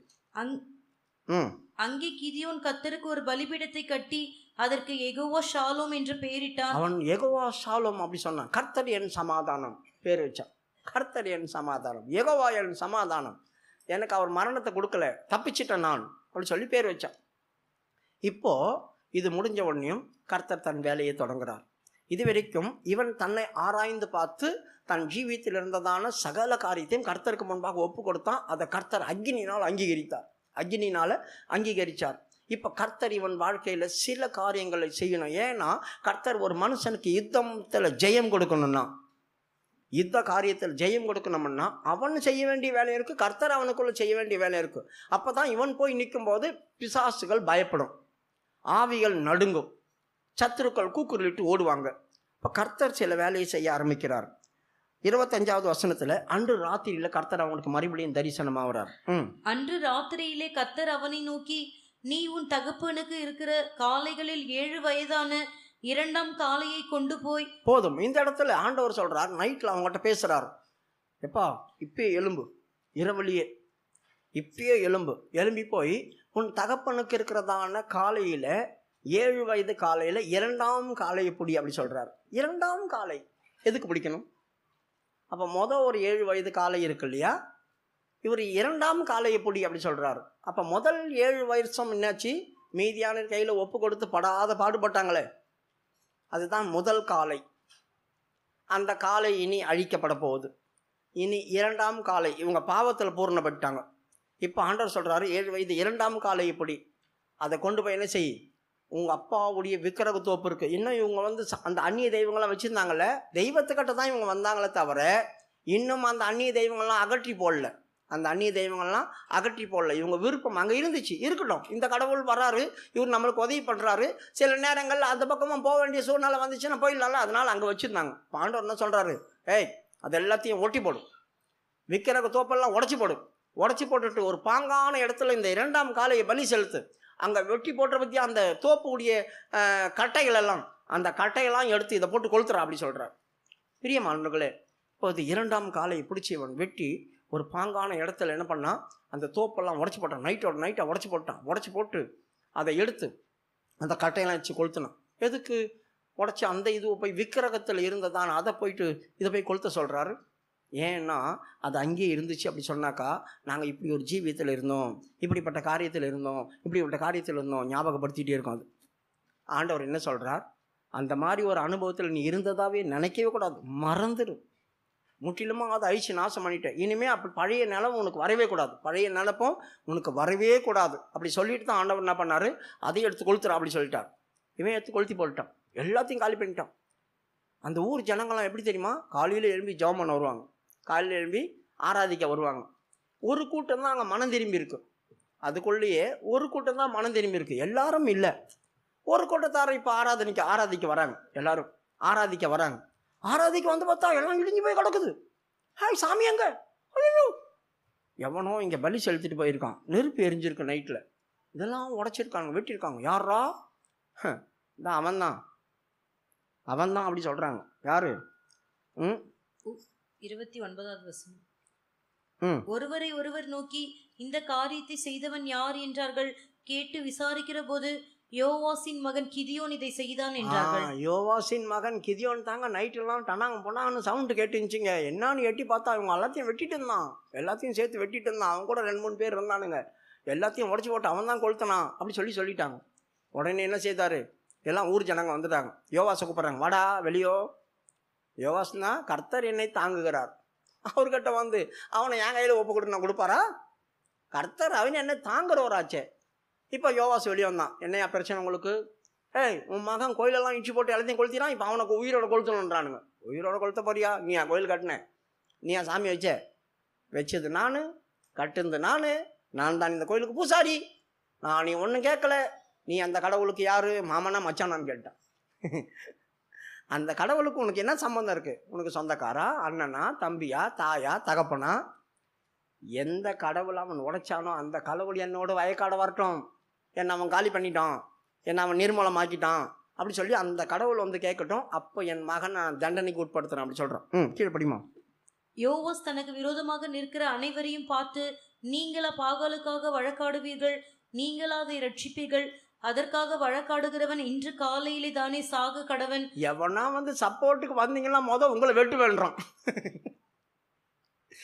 அதற்காக வழக்காட எவனா வந்தீங்கன்னா அவன் தான் இன்னைக்கு காலையில் செத்து போடும், அவனை நான் வெட்டுவேன் அப்படி சொல்றான். அடுத்தது, அது தேவனானால் தன் பலிபீடத்தை தகர்த்ததின் நிமித்தம் அது தானே தனக்காக வழக்காடட்டும் என்றான். அந்த அவங்கள புரிய வச்சான். அவங்களுடைய மதி கேட்டு அவன் புரிய வைக்கலாம். ஏய் என்னையா, நீங்களே ஒரு கடவுளை செய்தீங்க, நீயே வச்சுட்டு உட்காந்துக்கிற, அது தேவனான்னு அது வந்து வழக்காட்டும், எனக்கு அவன் அநியாயம் செய்துட்டான்னு அது வந்து சொல்லட்டும், அப்போ நான் பார்த்துக்கிறேன்னா. இவங்கெல்லாம் போயிட்டாங்க. இப்போ அடுத்தது என்ன தெரியுமா பண்ணார் ஆண்டவர்? இந்த விஷயம் முடிஞ்சது. இந்த விஷயம் முடிஞ்ச உடனேயும் கொஞ்சம் பேர் கிதியோன் பின்னால் வர ஆரம்பித்தாங்க. ஜேன்னு வர ஆரம்பித்தாங்க. இப்போ அடுத்த ஒர்க் ஆண்டவர் பண்ணுறாரு. 7வது அதிகாரத்தில் கொச்சன்னு வந்து நிற்கிறாங்க. ஜேன்னு வந்து நிற்கிறாங்க. எங்கே வந்து நிற்கிறாங்க? 7:1 படிங்க. அப்பொழுது கிதியோனாகிய எருபாகாலும் அவனோடு இருந்த ஜனங்கள் யாவரும் காலமே எழுந்து புறப்பட்டு ஆரோத் என்னும் நீரூற்றின் கிட்ட பாளையம் இறங்கினார்கள். மீதியானரின் பாளையம் அவனுக்கு வடக்கே மோரே மேட்டிற்கு பின்னாக பள்ளத்தாக்கிலே இருந்தது. இவனுக்கு ஒரு பேர் வச்சாங்க. அந்த எல்லாம் மேடையெல்லாம் உடைச்சானே, அப்போ உன் பேர் வச்சாங்க இவனுக்கு, எருபகால் அப்படி சொல்லி பேர் வச்சுட்டாங்க. எருபகால் அப்படி சொன்ன என்ன அர்த்தம்? அவனுங்களுக்கு கிறுக்கு புத்தியை பாருங்க. இறங்கி வந்த பாகால் தெய்வம், இருந்த பாகால் தெய்வம் காலி ஆயிட்டாரு. ஏரு திரும்பி வா, திரும்பி வந்த தெய்வம் எங்களை காப்பாற்றுறதுக்காக திரும்பி வந்த இறங்கி வந்ததான பாகால் தெய்வம் அப்படி சொல்லி பேர் வச்சுட்டாங்க. அதை குறித்து அவன் கண்டுக்கல. ஆனால் இவங்க எங்கே வந்தாங்க? ஒரு நீரூற்றண்ட வந்தாங்களாம். படிமா. அப்பொழுது கிதியோனாகிய எருபாகாலும் அவனோடு இருந்த ஜனங்கள் யாவரும் காலமே எழுந்து புறப்பட்டு ஆரோத் என்னும் நீரூற்றின் கிட்ட பாளையம் இறங்கினார். ஆரோத் என்னும் நீரூற்றண்டையில் வந்து நிற்கிறாங்க. இந்த ஆரோத் அப்படி சொன்ன என்ன தெரியுமா அர்த்தம்? நடுக்கம், பயம், திகைப்பு. என்ன பண்ணுறது, இவனை நம்பி வந்துட்டோமே, ஜனங்களும் ஜேஜன்னு வந்துட்டாங்க. இவனே பயந்தவங்களையாச்சே, இவன் தான் பயந்தவன் தானே அங்கே போய் போராடிச்சிட்டு கிடந்தான், இவன் பின்னால் சொல்லாமல் கொள்ளாமல் வந்துட்டேன், இப்போ எழுப்புதல்ல. இங்கே வந்தால் பாருங்கள் பள்ளத்தாக்கில் பாருங்கள் ஜேஜன்னு இருக்கிறாங்க. ஏன்னா பெலிஸ்தேர் அந்த பக்கமாக ஆற்றுக்கு அந்த பக்கம் பள்ளத்தாக்கில் இருக்கிறாங்க பயங்கரமாக. இது வரைக்கும் கிதியோன் பின்னால் தைரியமாக வந்தாங்க, வா போகலாம் காலி பண்ணிடலாம், அதை பண்ணானு. எதிராளியை பார்த்தோன்னே பக்குன்னு இருக்குது. அப்படி நம்ம கூட எதனா ஒரு காரியத்தை செய்கிறதுக்காக கிளம்புனோம்னாக்கா பண்ணிடுவோம், அதை பண்ணிடுவோம், இதை பண்ணிடுவோம். நான் அந்த ஸ்பாட்டில் போன ஒன்றையும் ஒர்க்கை பார்த்தோன்னே இவ்வளோ பயங்கரமாக வெடிச்சு போல இருக்குது, இது எப்படி நம்மளால் செய்ய முடியும்? எழுப்புதலில் வந்துட்டோமா, தெரியாமல் வந்துட்டோமா அப்படி சொல்லி யோசிப்போம். பெரிய மாணவர்களை இங்கே வரைக்கும் அவங்க இவ்வளோ தூரம் வந்தாங்க. இந்த பள்ளத்தாக்களும் இருக்கிறதால இந்த பெலிஸ்தேரை பார்த்தோன்னே உங்களுக்கு பயமோ நடுக்கமோ திகைப்பும் வந்துடுச்சு, கலக்கம் வருது. ஆண்டவர் பார்க்குறாரு, என்னடா இவனுங்க இவ்வளோ தூரம் தைரியமாக வந்தானுங்க, இப்போ பார்த்தா இப்படி பயப்படுறானுங்க. கிதியோனை கூப்பிட்டார் ஆண்டவர். இங்கே வாடா அப்படி சொன்னார். என்னங்க ஆண்டவர், பயமும் திகிலும் எவனுக்கு இருக்குதோ அவன் விரைவாக கீலியாத் மலையில் ஓடிப்போன்னு சொல்கிறா அப்படி சொன்னேன். ஏன் ஜனங்க ரொம்ப அதிகமாக இருக்காங்க, இவங்க பயப்படுறாங்க அப்படின்னு ஆண்டவர் சொல்லலை. இவங்க நிறைய பேர் இருக்கிறாங்க, நான் இவங்க கையில் ஜெயத்தை கொடுத்தேன்னா நான் தான் ஜெயித்தேன் என்னால் தான் ஜெயிச்சதுன்னு வீம்பு பேசுவானுங்க எனக்கு விரோதமாக. அதனால் இவங்கெல்லாம் வேணாம் அப்படி சொல்லிட்டு, பயமும் திகிலும் உள்ளவன் எவனோ அவன் விரைவாக கீலியாத் மலைக்கு ஓடிப்போ அப்படி சொல்லு அப்படி சொன்னார். 3வது வசனம், 7ஆம் அதிகாரம் 3வது வசனம். ஆகையால் பயமும் திகிலும் உள்ளவன் எவனோ அவன் திரும்பி கிளையாத் மலைகளில் இருந்து விரைவாய் ஓடிப்போக கடவன் என்று நீ ஜனங்களின் செவிகள் கேட்க பிரசித்தப்படுத்து என்றார். அப்பொழுது ஜனத்தில் 22,000 பேர் திரும்பி போய்விட்டார்கள். 20,000 பேர் போயிட்டானுங்க. 20,000 பேர் காலி. 20,000 பேர் எப்படி வந்திருக்காங்க பாருங்க. கிதியோன் கூட யுத்தத்துக்கு போகலான்னா போகலாம், வாங்க வாங்க வாங்க வாங்கன்னு வந்தவனுங்க தான். எதிராளியை பார்த்தோடனே கொலை நடுங்கி போய் போகுது எல்லாமே நின்ன இடத்துலையே. இந்த மாதிரி இருந்தால் யார் சண்டை போடுவா? யோசித்து பாருங்கள். தேவனுடைய யுத்தம் நமக்கு ஜெயம் கிடைக்கணும் அப்படின்னா கர்த்தர் என்னை ஆயத்தப்படும் போது நான் பயப்படக்கூடாது. கர்த்தர் என்னை ஆயத்தப்படுத்தும் போது நான் பயப்படக்கூடாது. என் தேவன் என்னை ஆயத்தப்படுத்துகிறார், நிச்சயமாக எனக்கு ஜெயம் கிடைக்கும் அப்படின்ற தைரியம் இருந்தால் தான் கர்த்தருக்காக யுத்தம் சொல்ல முடியும். ஏன்னா இது சேனைகளின் கர்த்தர் யெகோவா ஷபியோத். ஷபியோத்னா சேனைகள். அப்போது நான் யெகோவா ஷபியோத்தில் இருக்கிறேன், சேனைக்குள்ளே இருக்கிறேன். என்னை யார் தொட முடியும், என்னை யார் காலி பண்ண முடியும்? அந்த எண்ணம் நமக்குள்ளே இருக்கணும். அப்படிப்பட்டவங்க தாங்க சண்டை போட முடியும். இப்போ பயமும் திகிலும் ஓடி போனால் 20,000 பேர் போயிட்டோம். இப்போ 16,000 பேர் இருக்கிறாங்க.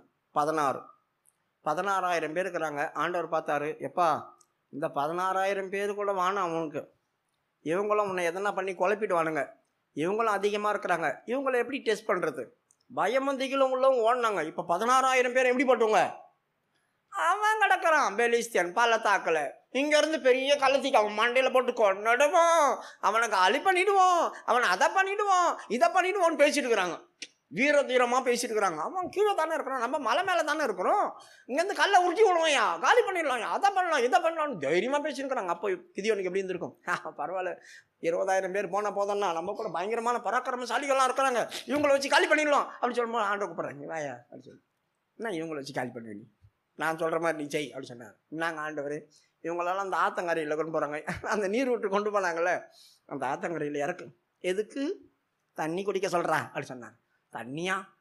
சரி குடிக்க சொன்னால் அவங்கெல்லாம் முழங்கால் போட்டு இப்படியே படுத்துட்டு ஊறிவாங்க பாருங்க. அவங்கள தனியாகவும் முழங்கால் போட்டு கையில் அள்ளி இப்படி குடிக்கிறாங்களே அவங்கள தனியாகவும் இறக்குறா அப்படி சொல்கிறான்.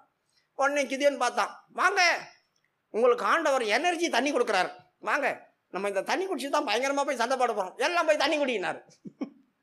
அவன் வந்து என்ன பண்ண, இஸ்ரவேல் ஜனங்கள் தண்ணியிலே வாய் வச்சிடான், உரியிறான். அதில் ஒரு 300 பேர் இறங்கி என்ன பண்ணாங்க, அள்ளி முழங்கால் போட்டு அள்ளி இப்படி குடிக்கிறாங்க. நாயை போல நக்கி குடித்தார்கள் அப்படி சொல்லியிருக்குது. 300 பேர். இந்த 300 பேரை தனியாக பிரித்து விடு அப்படி சொன்னார் ஆண்டவர். மிச்ச பேர் 16,000 பேரில் 300 பேர் வெளியே வந்தாங்க.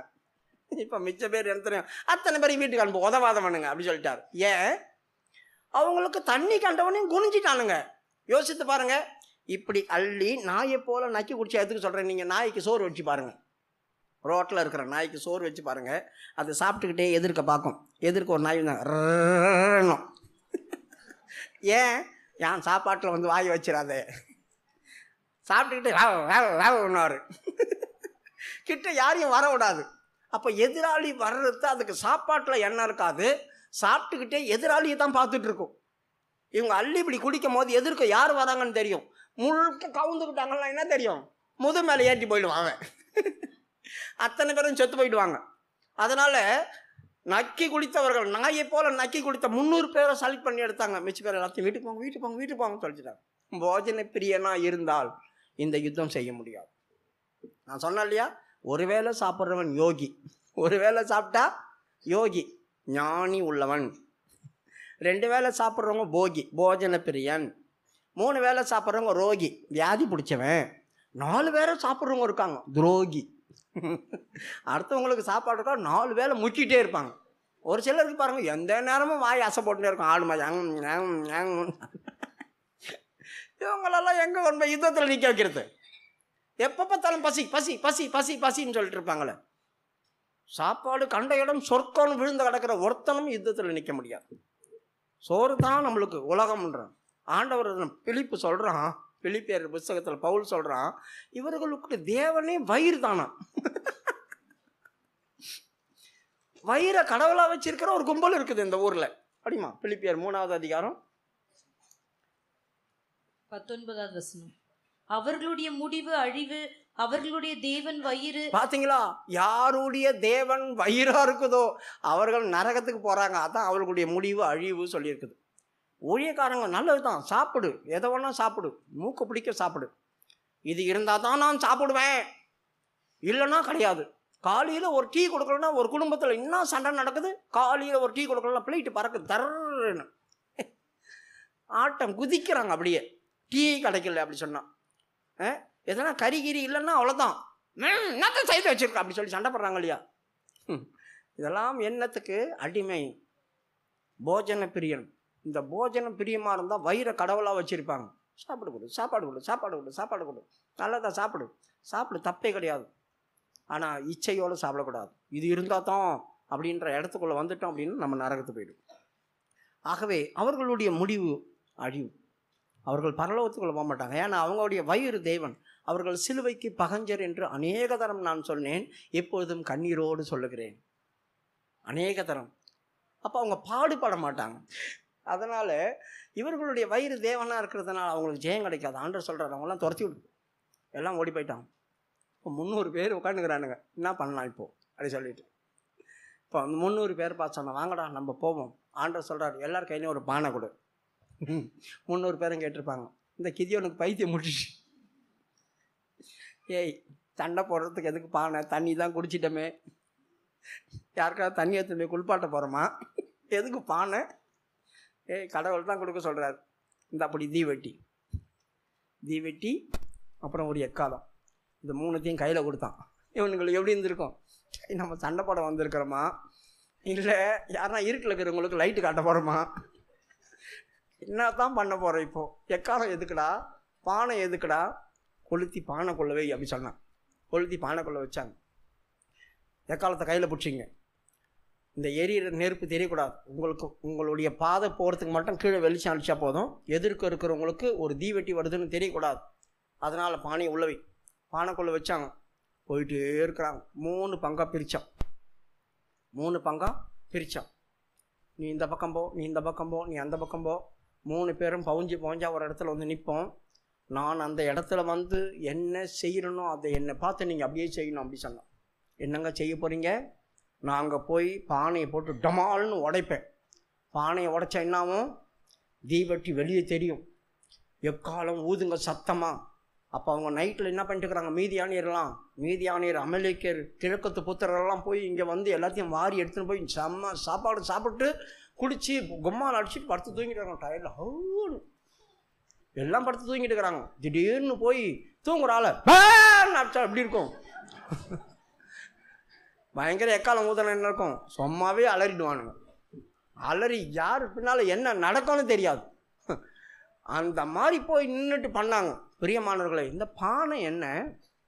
2 கொரிந்தியருடைய புஸ்தகம் 4வது அதிகாரம் 7வது வசனம் வாசிக்கும் போது, இந்த மகத்துவமான பொக்கிஷத்தை இந்த மண் பாண்டத்தில் நான் வச்சிருக்கிறேன் சொல்லலாம்.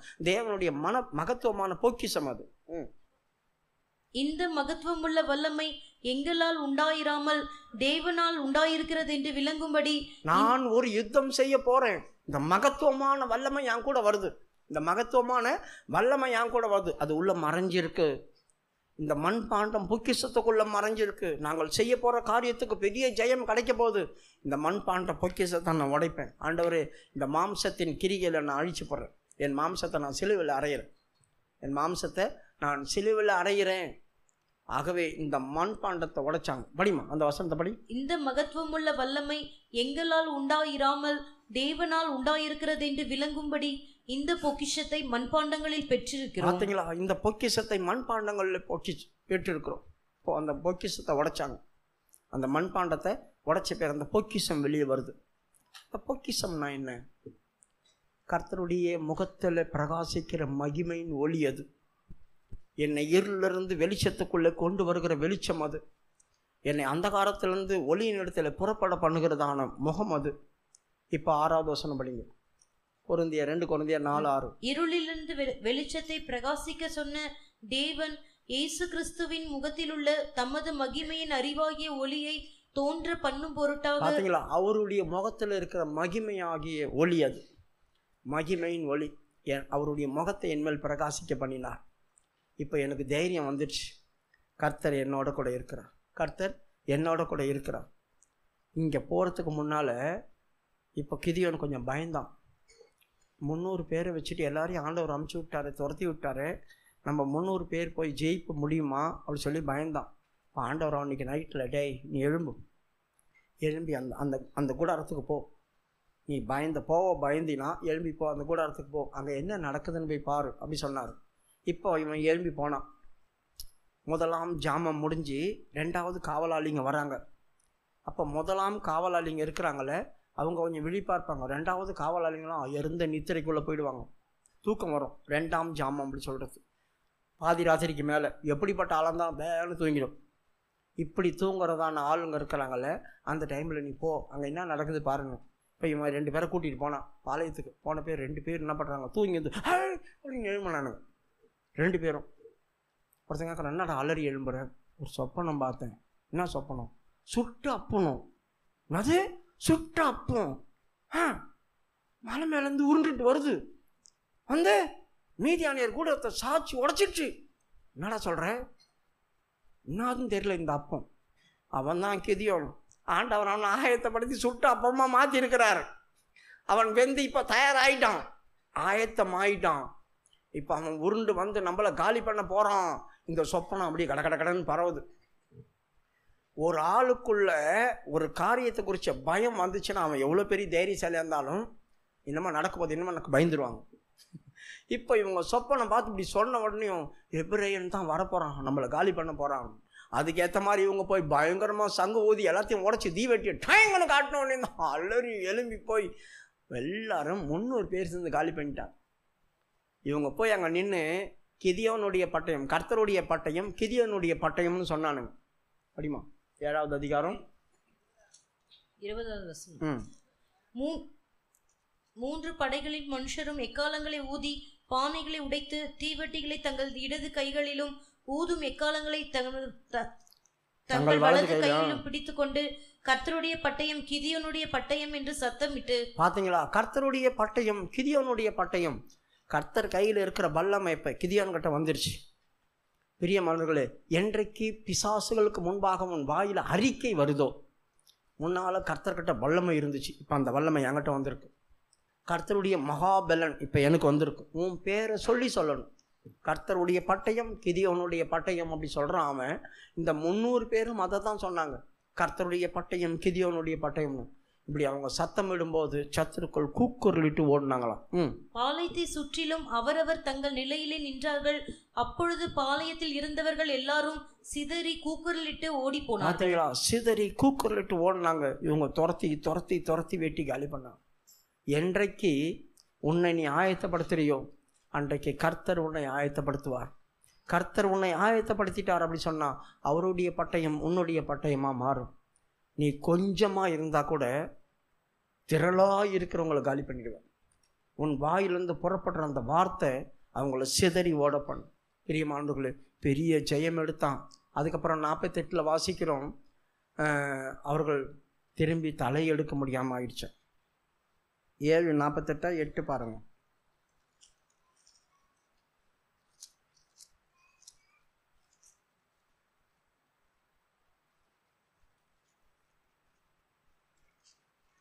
மீதியானியர் 28 8:28 நியாயாதிபதிகள் 8:28. இந்த பிரகாரம் மீதியானியர் திரும்ப தலை எடுக்க கூடாதபடிக்கு இஸ்ரவேல் புத்திரருக்கு முன்பாக தாழ்த்தப்பட்டார்கள். பார்த்தீங்களா, என்றைக்கு ஆயத்தமாகி இவர்கள் செய்தார்களோ குதிரை எந்த நாளுக்காக ஆயத்தமாக்கப்படும், ஜெயமோ கர்த்தரால் வரும். வந்துருச்சு. மறுபடியும் இவங்களுக்கு முன்பாக அவங்க தலையெடுக்க முடியல. மறுபடியும் அவங்க பலன் கொள்ள முடியல, இவங்க கிட்ட யுத்தம் பண்ண வரவே முடியல. முற்றிலுமாய் அழிச்சோம், முற்றிலுமாய் காலி பண்ண. பிரியமானவர்களே, எத்தனையோ காரியங்கள் நம்மளை அழித்து நாசம் பண்ணுது, நம்மளை நிர்மூலமாக்குது, சில நேரத்தில் நம்மளை பயமுறுத்துது, நம்ம ஓடி போய் ஒளியிறோம், பல காரியங்களை செய்கிறோம். ஆண்டவரை நோக்கி புலம்புனதுனால, முறையிட்டதுனால கர்த்தர் ஒரு தீர்க்கதரிசி அனுப்பினார், அவங்க நிலவரத்தை உணர்த்தினார். இப்பொழுது தேவதூதன் வந்தார் உதவி செய்யறதுக்காக. தேவதூதர் வரும்போது அவங்க தீர்க்கதரிசி செய்தது பார்க்கலாம், தேவர்களே வந்து உதவி செய்யும் போது உணர்வடைஞ்சாங்க, தான் யார் என்று ஒத்துக்கொண்டாங்க. அவர்கள் ஒத்துக்கொள்ளும் போது கர்த்தர் யுத்தத்துக்காக அவர் தன்னை ஆயத்தப்படுத்திட்டார். அவங்க ஆயத்தமாகும் போது இவங்க போய் சண்டையே போடல. பைபிளில் சண்டையே போடாமல் ஜெயித்த ஒரே ஆள் இவன் தான். எல்லா இடத்துலையும் போய் சத்துருக்களை சண்டை போட்டு ஜெயிச்சாங்க. இவன் தான் சண்டை ஓடினவங்களை வெட்டான், அவ்வளோதான். ஆனால் சண்டை போடாமல் ஜெயித்தது போய் நின்றுட்டு கர்த்தருடைய பட்டயம் கிதியோனுடைய பட்டயம் தான் சொன்னாங்க. அவங்கள வெட்டிக்கிட்டாங்க, செதறி ஓடினாங்க. பாருங்கள், அந்த வார்த்தைக்கு எவ்வளோ வல்லமை உண்டு. கண்களை மூடுவோமா? வருஷத்தின் கடைசியில் வந்திருக்கீங்க. ஆண்டவரே, என்னை நாங்கள் ஆயத்தப்படுத்திக்கிறோம். எங்கள் வாழ்க்கையில் சரியில்லை தான், சரியில்லாத என் ஜீவியத்தினால் தான் நான் நிறைய கஷ்டப்பட்டுட்டேன். என் வாழ்க்கையில் இந்த மாதிரி ஒரு அனுபவம் வந்ததுனால தான் நான் நிறைய பாடுபட்டுட்டேன். எத்தனையோ சத்துருவின் கையில் நான் வருஷ கணக்கில் ஒப்பு கொடுக்கப்பட்டிருக்கிறேன். இப்போ உன்னை நோக்கி முறையிடுகிறேன், சுவாமி எனக்கு உதவி செய்யுங்க, நான் சரியில்லை, நான் பாவி தான், எனக்கு உதவி செய்யுங்க அப்படி சொல்லுங்கள். இப்போ கர்த்தர் உங்களுக்கு உதவி செய்து உங்களை உருவாக்குவார், உங்களை ஆயத்தப்படுத்துவார். ஜெயமோ கர்த்தரால் வரும். நீ போய் ஆண்டவர் சமூகத்தில் அங்கே நின்று சொல்லலாம், கர்த்தருடைய பட்டயம் கிதியோனுடைய பட்டயம்னு அவங்க சொன்னாங்க. ஆண்டவரே, உம்முடைய பட்டயம் புருஷோத்தமனுடைய பட்டயம் நான் சொல்வேன். உங்கள் ஒவ்வொருத்தர் பேரும் சொல்லுங்கள். ஆண்டவரே, கர்த்தருடைய பட்டயம் உன்னுடைய பட்டயம், உன் பேரை சொல்லிப்பார். உன்னை சூழ்ந்திருக்கிற சத்துருக்கள் சிதறி கூக்குரலிட்டு ஓடுவார்கள். அந்த வார்த்தைக்கு அவ்வளவு பெரிய வல்லமை உண்டு. கர்த்தர் பெரிய காரியங்களை உன்னை கொண்டு செய்வார். எக்காலம் அவர்கள் ஊதினார்கள், அலறி போனான், பயந்தான், கத்தினான், கூச்சலிட்டிருப்பான். கர்த்தர் மகத்தான கிரிகளை அவன்களை கொண்டு செய்தார். அற்பமான 300 பேரை கொண்டு பெரிய காரியத்தை கர்த்தர் செய்து முடித்தார்.